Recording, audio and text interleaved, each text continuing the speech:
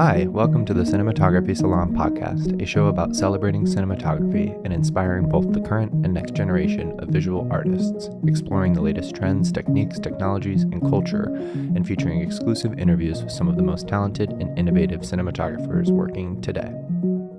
Hi, everyone. So we are so excited to kick off the Cinematography Salon Podcast. My name is Peter Pascucci. I am a cinematographer based in Brooklyn, and here with me I have Oren Soffer. Hi, Peter, and hi, everybody listening.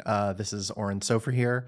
I'm an LA-based cinematographer, and we're really excited to launch this podcast. So, Peter, do you want to tell the listeners a little bit about what the Cinematography Salon Podcast is and what they can expect from us going forward? Totally. And also just wanted to start by saying that I'm super grateful to be doing this show with you. Such a big fan of your work, and have always really appreciated how you've kind of put an emphasis on education in your work. And, you know, whether that was being a professor at NYU for a period of time or just kind of disseminating really amazing information on social media or teaching lighting workshops and everything, it's been super exciting to follow. And so just seemed like an awesome fit for the two of us to tackle some of these topics and bring the community in. Oh, that's very sweet. Thank you, Peter. And you know, I'm a fan of your work as well and have been for many years, going back to the NYU days, and also been a really big fan of your educational efforts from when you did a salon takeover, doing conversations with filmmakers and DPs, which really was kind of the origin of this podcast, I think. And you were kind of the driving force behind expanding that format into something a little more robust. So I'm just along for the ride, and I'm very happy to be. So thank you for including me. But yeah, you can tell the rest of the story, I think, from here better than I can. Yeah, no, for sure. I mean, it was a blast. About 2 years ago, I had the opportunity to take over the salon, which a lot of DPs who follow the salon have had the opportunity to do as well, and decided to use that week of takeover to do essentially a live stream series with creatives ranging from directors to DPs to, you know, first ACs and just different members of kind of the film community that we're a part of. And it was such an awesome experience because, you know, I just felt like there was a little bit of a gap in kind of the podcast world for filmmaking and for cinematography. And what I was really interested in doing was bringing in people who maybe could be viewed as like up and coming voices, could be viewed as people who maybe aren't always given like, you know, the main stage to talk about their work and their craft. And yeah, I mean, the conversations just immediately went to that place that I had hoped, which was, you know, very sort of vulnerable and, you know, sharing just personal things and, you know, perspectives on the world of cinematography. And yeah, it really inspired me. And it's kind of obviously just been on my mind for, you know, since it happened. And so at the start of 2023, I kind of had the idea of wanting to maybe expand that and turn it into something more legitimate. And so, you know, that's when I came to Oren and I said, you know, would this be something you're interested in? And he had the great idea of leveraging, you know, the salon's brand and the salon's Instagram and all of those channels that already exist to put the show on. So, you know, that was the genesis of it. And we've recorded, you know, several guest episodes. And so today we're here to really just share a little bit about how those recordings have gone, give a little sneak peek, and then those episodes start to roll out, and really looking forward to everyone getting to hear them. Yeah, and of course, you know, we should shout out David Kruta, who is the founder of the Cinematography Salon and who sort of embraced this idea and has been a really instrumental force in getting this out there and integrating it into the larger salon ecosystem. And I guess we could also mention for anybody who might not be familiar with it that the Cinematography Salon is essentially an online community of cinematographers and cinematography adjacent folks that started out as a Facebook group and eventually expanded onto Instagram, as well as in-person meetings and events, kind of like a social group for people working in cinematography at any level, an online support community where people can ask questions and get answers and also just meet each other, network, and learn. And we are really hopeful that this podcast will be a good extension of sort of the broader mission of the salon to create a space where people can learn and talk about topics and questions about the world of cinematography and filmmaking in general that might be challenging them or that people might be interested in learning more about. And then, of course, we had the pleasure of interviewing David as our sort of kickoff episode that's going to be launching next week. So we're really excited for you guys to hear a little bit about his perspective on the history of the salon and we go into some other topics that are sort of maybe hot button issues in the cinematography world and maybe the world at large right now that David has some nice spicy hot takes on that we really got into. It was a really good conversation. Yeah, it was a great conversation. And I just think, a lot of it was very inspiring to me. This idea that David saw essentially a need in sort of the larger cinematography world for an educational hub. And, as someone who took a less traditional route and sort of self-taught his craft, he talked about there being this significant knowledge gap between, what you're able to read and access from publications like the American Cinematographer, and then that gap existing between that and then like the ability to just put together the resources to create a shoot of your own to teach yourself. Like there's such a wide gap there. And so he tried to fill that by starting a very small intimate community and then slowly just watching it grow and grow and grow. And it was so cool to hear David take a step back and think about how sort of large this thing has become and how many people it's helped and how it's going to continue to grow, and how he was just like enthusiastic about it. He was just like, this is crazy sometimes when I think about it. Like, yeah, there's a couple great quotes from him about trying to just get rid of gatekeeping altogether and things like that. And I just appreciate his kind of radical approach to life and to work and everything. It's pretty cool. Yeah, 100%. He's definitely like a very rock and roll kind of guy. And I think that energy is infused into the group as well, and sort of how he runs it and the branding and sort of maybe the tone of the events and everything in a good way. Like I think that this isn't a knock, quite the opposite, but I think the fact that the ASC or BSC and all of these international cinematography organizations exist and are very gung-ho about education efforts and sort of sharing the knowledge of their membership is really amazing. And of course, that's such a great way to learn from, the top tier professionals in the industry and people who are working at the highest level of professionalism, and, the master classes and other educational opportunities that those organizations put on, as well as the publications, are really powerful and a really amazing way to learn from, the best of the best. And I think what David has set out to do with the salon is to create sort of a similar structure as the ASC, but for people who are not working at the highest level of professional cinematography yet, but actually for people who are working, maybe just starting their career out, or maybe they're just a few years in, or maybe they're in a smaller market and want to level up how their projects and filmmaking and cinematography look and feel, and really creating an organization where people can help each other out, as well as learning from, people who maybe have a little bit more experience. And I think the democratization of that is really amazing. And again, that's not to say that these other organizations necessarily are gatekeeping, but I do think that it's just a nice opportunity to open up, an organizational structure for people who aren't quite at that level yet to still meet each other and learn from each other and help each other out. You reminded me of a part of David's recording, which I thought was such a great metaphor, which was like, I can't remember if it was you or David who mentioned it, but it was this idea that the film industry is kind of like an iceberg, and how the tip of the iceberg that exists, above water is like your 1% of union crew members and ASCDPs and, people working at like the top of their class. And then the rest of the iceberg underwater is like the wider community of visual storytellers who also need, a community and need resources and need educational resources. And so, yeah, I just thought that was kind of like a beautiful metaphor, and how like the cinematography salon in many ways is addressing sort of the whole iceberg and like trying to make it a more holistic approach that's more inclusive and is more addressing wider needs in our field.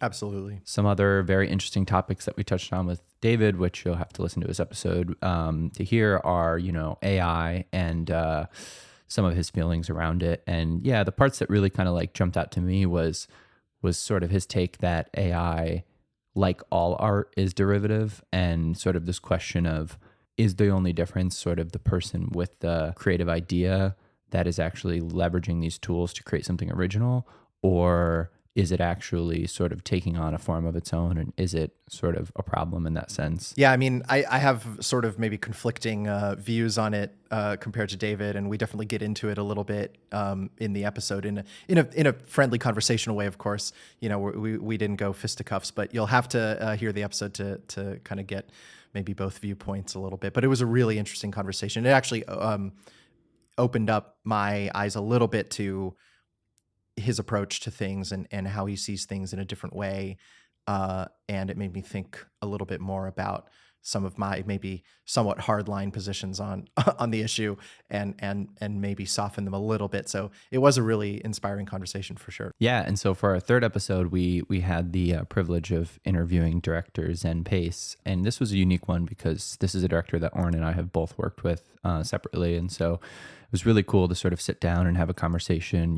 Two DPs and one director who have all sort of worked on various projects together, and getting to kind of hear just Zen's perspective on art and on film and on storytelling. And there are certain people that I personally just love to have conversations with, and if most of our guests are like that, of course, but Zen is just like has this way of thinking about the world that is very sort of, it comes from a place of fluidity, and it comes from a place of sort of spirituality. And like, it was just really cool for me to hear them kind of go through how their actual gender identity sort of impacts the work that they're drawn to and the stories that they want to tell, and all of these things. And yeah, just lots of moments in that episode that really spoke to me personally. Yeah, Zen's a true artist, and their artistry and intellect and, like you said, sort of holistic approach to the craft, even as a commercial director, was really inspiring and refreshing to hear about. And I think one thing that both of us have been really excited about when we were talking about who to interview for the podcast sort of going forward was to provide a mix not only of talking to fellow DPs, which I think both of us are quite comfortable with, and we'll always have something to talk about and find some nerdy thing to fixate on with them, but to also bring in other people who work with cinematographers, such as directors, and in the future also equipment vendors and rental house owners. And we have a lot of great ideas and plans for other guests who interface with cinematography, and sort of to hear their perspective on what we do and how it relates to what they do. So from that perspective as well, hearing Zen talk about their experience with us and also with sort of cinematographers in general as a director was really interesting. Yeah, the resounding feeling, I think, from Zen's interview was refreshing. Like, I think just hearing them talk about their passion for the craft as a director was so refreshing. And like, there were certain quotes like, them saying, "We're making films, it's a fucking privilege." Like, I love these kind of ideas where it's like, they kind of got into this toxic thing that kind of exists, where it's like people saying that every project needs to be better than your last project, otherwise you're like not, you're not progressing. And how Zen's like, that's not what creativity is. Like, creativity is about failing and getting back up and iterating and finding like the nugget of truth beneath it all. It's not about just, surpassing your last project. And I don't know, tackling some of these topics really is just like exactly what I want this show to be about. And I just really appreciated Zen kind of, Zen is not afraid to tell it like it is and sort of call bullshit on the industry and call bullshit on some of the things that we see on social media and some of the stuff that we witness with, the commercial world or whatever. And yeah, it was cool. Yeah, exactly. And I think us as cinematographers are very prone to getting lost in that kind of mentality, the sort of competition with ourselves, with our own standards and goals that we set for ourselves and expectations for where our careers will go and what milestones we need to hit, as well as our comparisons to other cinematographers. And it's so easy to kind of fall into that. And I think that's something that's very relatable for everybody who pursues this career. And directors feel it too. So hearing Zen's approach to those things and how they've managed to sort of navigate that psychological minefield was really great and helpful, just as a fellow sort of filmmaker and artist, to hear that kind of approach to things. And they've been through a lot of the same self-doubt and self-motivation struggles that I think most young artists have been through in the earlier stages of their career, and hearing how they've managed to sort of overcome those and pursue their goals and really be driven in those pursuits and stay motivated and stay excited and hungry about the art form and everything was really, really great. And I know we keep saying how inspired we were by it, but we really were. I mean, it still has left a lasting effect on me. Just and that's true anytime I talk to Zen about these things, even outside of the recording. But it was great to sort of get some of those conversations, on tape, so to speak. You said it perfectly. And, I think that for me, the big thing too was self-worth. And it's just like what you're saying about how we all like measure ourselves against other people, and how sometimes it can be really tricky to sort of like feel worthy. And like Zen just did such a good job of articulating that, how important it is to share your work and ship your work out and put it out in front of people and reach out to people just for the sake of saying, hey, I love your work, or hey, you know, I love what you're up to. And Zen really sort of commended you for doing that so much throughout your career, and how you sort of set an example in that way, and how Zen has tried to do that as well now. And I think that, yeah, there's something really to be said about like having enough self-worth to share what you're up to, and to also just reach out to people and try to connect with people and try to level set with people, not for any sort of like commercial gain or, you know, ulterior motive, but just to help the community and to Yeah, and just to connect on a human level in that way, like artist to artist. And ultimately that's there's just such value in that. I mean, there's just such that's I don't know. I mean, this sort of ties a little bit into the AI conversation, but I think one of my personal worries about the world going down that rabbit hole a little bit is the further isolation of people from each other.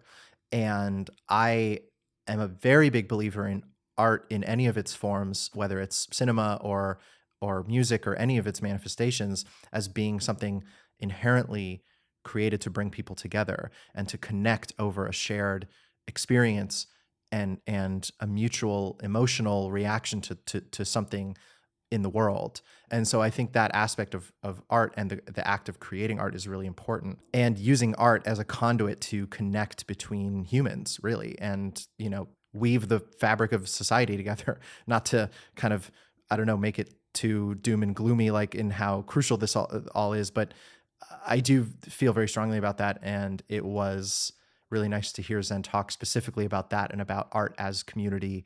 And yeah, beautifully it said. was just really, really great. So for our third episode, we had the privilege of talking to Maria Rushi, who is a narrative DP that I really look up to, have loved their work for a while. And yeah, I mean, Maria's credits include Shiva Baby and the upcoming film Bottoms, as well as some other great narrative projects. And it was just so much fun to be able to kind of pull back the curtain of like some of the trials and tribulations that one experiences navigating narrative projects, both on like an indie scale and on like a pretty proper, huge budget, you know, sort of action film, which was her upcoming film Bottoms. And it was really cool to hear Maria's trajectory as well, as being sort of a union electric for a number of years in New York, and then working into, you know, cinematography, and how the work as an electric really informed choices that she makes on set as a DP.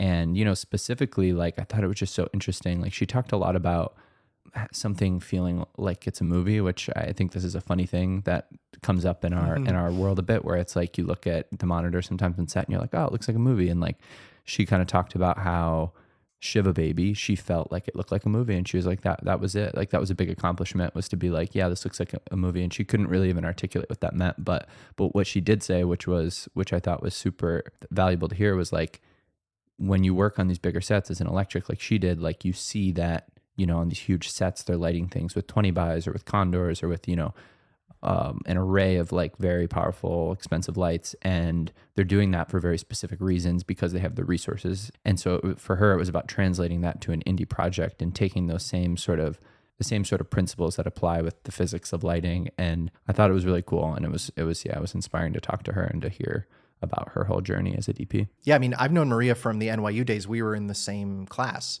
so I've been tracking her trajectory since you know, we both took Camera One, like intro to cinematography class as sophomores or juniors or whenever it was, and seeing the student films that she was shooting, and then sort of tracking her career trajectory after graduation, becoming a union electric. You know, I knew that she was working on those sets, and we all know the same people.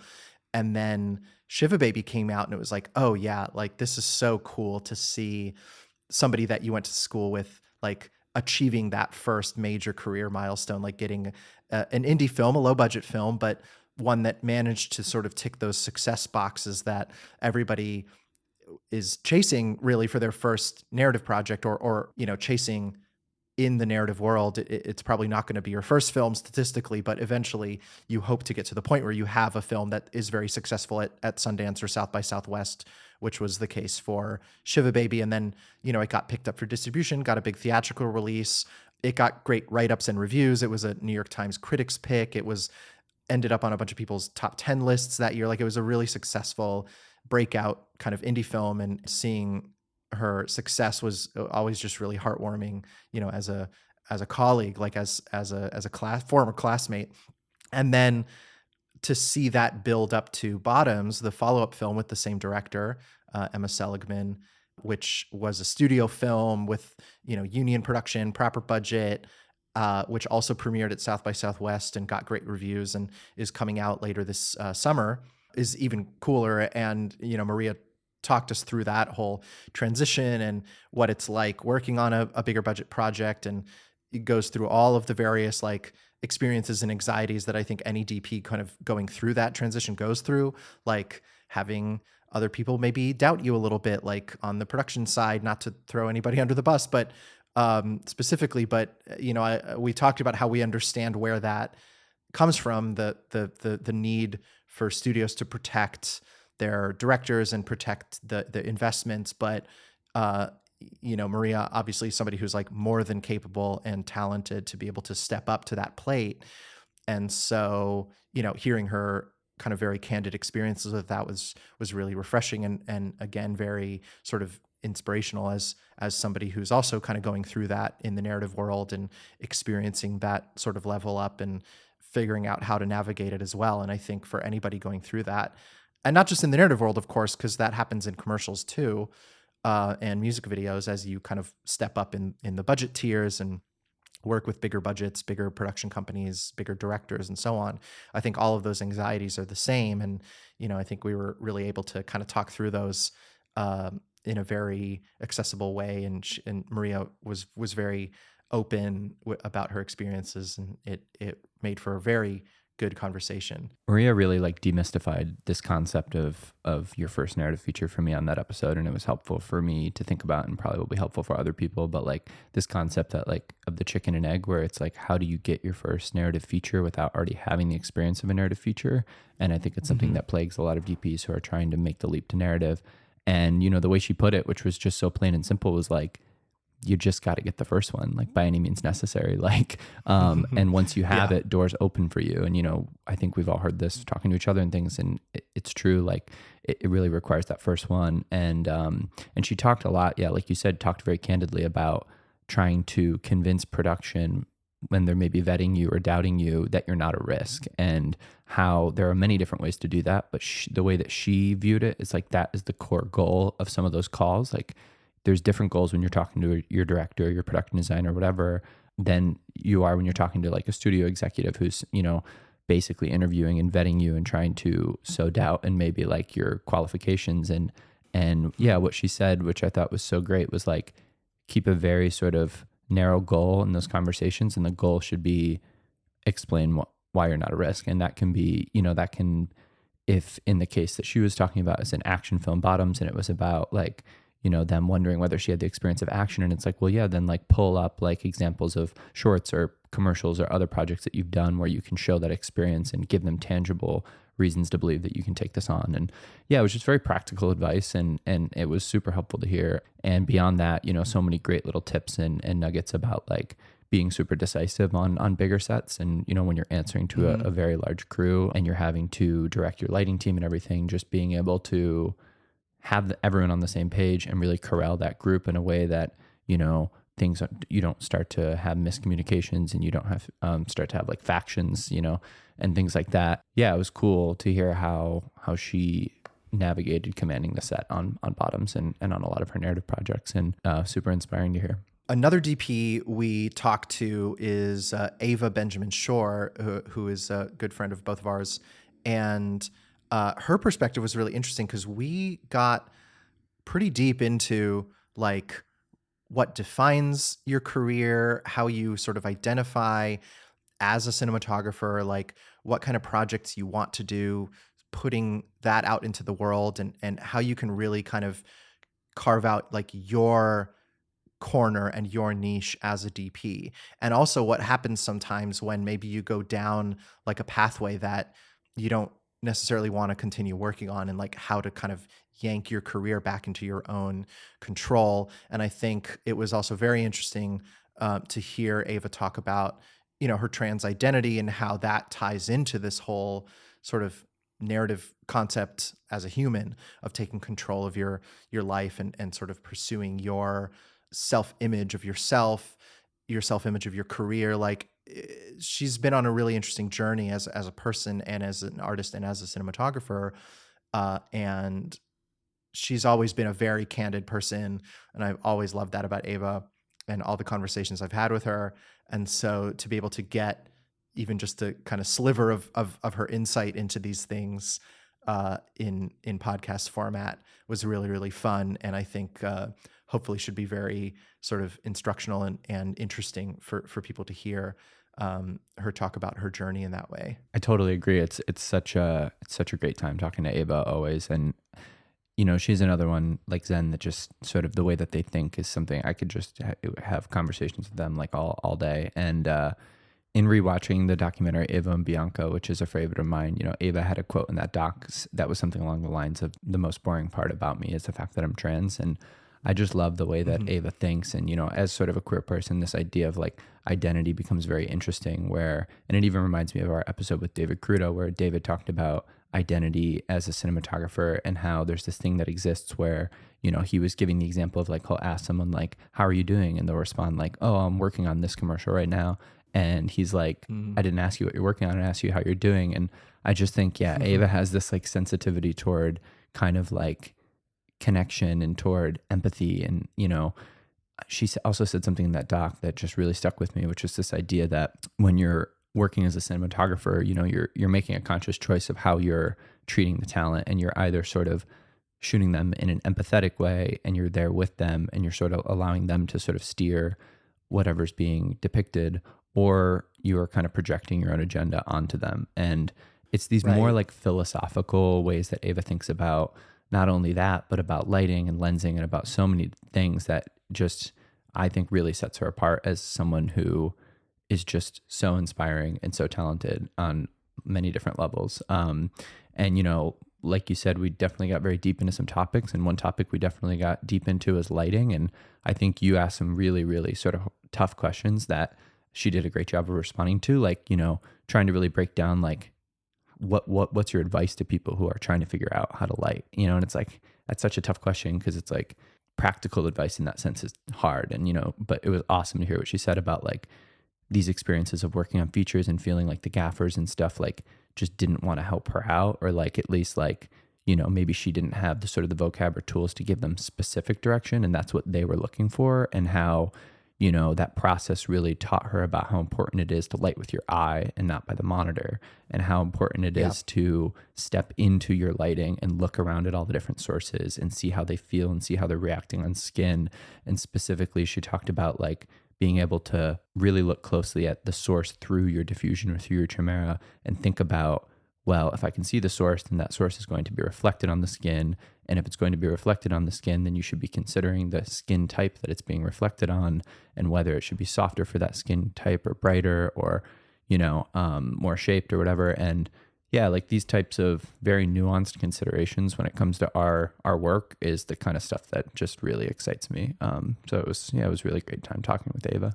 Yeah, 100%. I mean, Ava to me is someone who's really a true artist and kind of a maverick. Like, her stuff does not look like your typical, Instagram feed. Like, she's really bold in her work and really pushes the boundaries of things in terms of lighting and exposure, and is really kind of doing her own explorations and her own experiments on finding that unique perspective that is hers, and is very successful at it. When she talks about her influences, it's very clear where that mentality comes from. Like, we talked about Bradford Young and Harris Savides and some of these other DPs that kind of have followed a similar path, and that they don't follow a path. Like, they've just really carved their own unique perspective on things. And I think that conversation ended up touching on like a broader topic that's always interested me when it comes to cinematography education, which is like this whole idea of how you teach lighting, because I think there's a whole world out there that can be very instructional and very interesting about like, well, okay, you have a, I don't know, day interior scene in an office. Like, here's how I would light it. You put a source here, you do this, you put up the neg fill, you frame up, you find your lighting ratio and your light angle and quality and all of that. But the limitations of that are that if you confine yourself as a DP and as an artist to imitation and to, just sort of mimicking what somebody else has done or how somebody else has lit something, you could end up sort of restricting yourself from finding your own unique voice. And that's not to say that this isn't a good way to learn. I think it's just that it's part of a larger way to think about lighting and self-expression as an artist, as a cinematographer. And that, I certainly started out learning that way in many ways, sort of self-teaching myself, because nobody at NYU ever taught lighting that way. But, looking at frame grabs and trying to sort of reverse engineer, like, oh, how was that lit? And, maybe trying to recreate things or try things on set that I read in American Cinematographer or whatever. And I think those are good ways to start thinking about lighting and practicing. But if you really want to dig deep and like find your unique form of expression, you sort of have to push beyond that a little bit. And Ava is like the first person who will say that and will say like, you can't, you just have to try things and like, just look at the world through your own personal lens and experiences and memories and your gut. And it's a really interesting conversation because of that. And I think as a result, her work really stands out and is very unique. And I think what's especially instrumental about that conversation is that lighting tends to come up as like a lot of people's self-identified point of weakness or sort of point of self-doubt, I guess, about their own comfort with lighting and ability and control and capacity to translate an image from their head onto the screen. And I think Ava really demystifies certainly her thought process about it, which ends up being a lot more sort of intuitive and reactionary and really, really interesting. There was a commonality between Maria and Ava's episode as well, which was this concept that lighting is everything. And I think that was just really cool to hear from the two of them because, like you said, it's like it is a self-identified point of weakness for a lot of cinematographers starting out and established ones. And, there's an infinite amount of work you can do to refine your lighting. And so, yeah, it was cool to just hear that Maria and Ava both at their point in their career are just really, fully acknowledging this idea that it all starts with the lighting and their varying approaches to how they get to a place that, works for them. So, Peter, I think we can sort of end it here as far as teasing out some of our upcoming episodes goes. We just wanted to give a little overview of some of the conversations we've already had with some of our upcoming guests, cinematographers and directors, and give listeners an idea of what to expect from the coming weeks. Yeah, so people can look forward to our first interview episode dropping next Thursday featuring the founder of the Cinematography Salon, David Kruta. And please just keep a lookout for our show on Apple Podcasts, Spotify, and Instagram. Oren, thank you so much for taking the time to record this with me, and I'm really looking forward to continuing this journey with you. Thanks, Peter. I'm really excited, and we'll hope to see everyone tuning in next week. This episode of the Cinematography Salon Podcast was produced by Peter Pascucci, Oren Soffer, and David Kruta, with original music by One Wave. We created this episode in partnership with the Cinematography Salon, and we would like to extend a special thanks to the salon community for sourcing topics for this episode. If you enjoyed listening to the episode, we encourage you to subscribe to our podcast and follow us on social media to stay up to date with our latest episodes and news. Thanks.